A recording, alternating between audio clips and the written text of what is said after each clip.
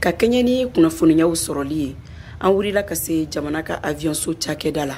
a yirala k'a fɔ ko taji ko dɛsɛ kuma min bɛ sen na ko a tɛ i n'a fɔ ko taji de tɛ bilen jamana ka avion so cakɛda la ko nka taji hakɛ dɔ de tola u bolo min ye u ka stɔki ye fɛn tɛ se ka bɔ min na k'o di kɔnpaniw ma ko sabula o taji hakɛ min tolen filɛ k'o ye jamana ta ye min bɛ se k'a ta ka jamana lakana ko sabula bɛɛ lajɛlen b'a dɔn jamana yɛrɛ bɛ lahalaya min na ni waati in na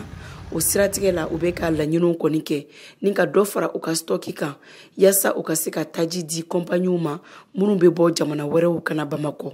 o wulikajɔ baaraw de bɛ sen na min yɛrɛ bɛna kɛ dɔgɔkun kelen kɔnɔ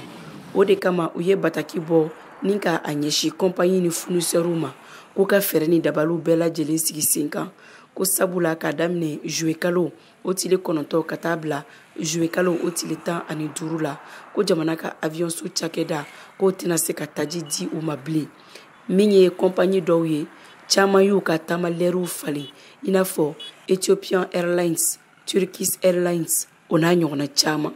jamana ka avion so cakɛda a ɲɛmaw kɔni y'a yira k'a fɔ ko fɛn min don ko nin ye a siɲɛ fɔlɔ ye ko baaraw kɔni bɛ sen na ko kow na segi a cogo kɔrɔ la sɔɔni